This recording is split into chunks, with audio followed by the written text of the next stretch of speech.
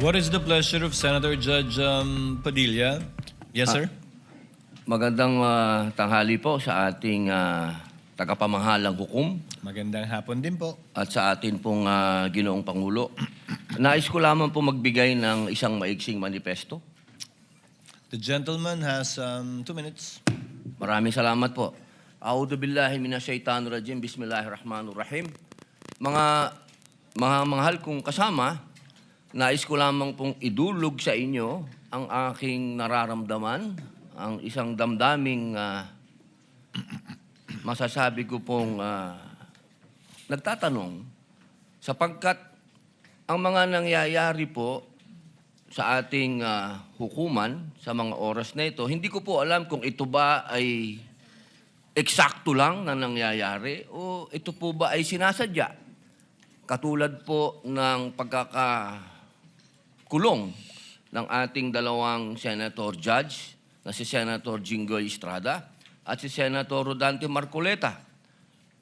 At ang kagiyat pong pagdating ng aming mga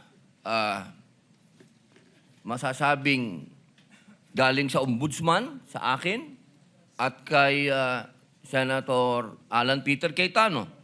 At kahapon, pagkatapos pong ng isang araw na mabanggit ang patungkol sa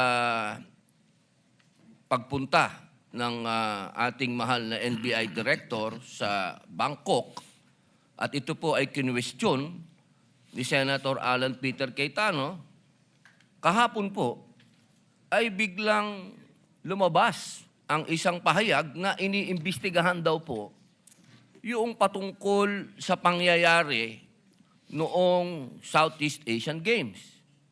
Ito po ba ay eksakto lang o ito po ba ay merong dapat tayong pangambahan? Sapagkat, alam niyo po, ako din po ay dapat ay pupunta ng Iran. Sapagkat isinagawa po ang pagbibigay-pugay sa namatay na kanilang leader, spiritual leader. Pero hindi po ako tumuloy dahil may impeachment po tayo. Tanong ko lamang po sa ating mga kasama, dapat po ba tayong mangamba? Dapat po ba kaming manggamba? At tayo po ay parang eksakto naman lahat ito? Hindi ba po tayo ay malayang korte?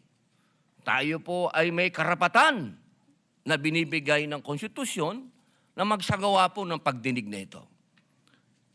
Yun lamang po. Maraming salamat po, Ginoong tagapamahalang hukom.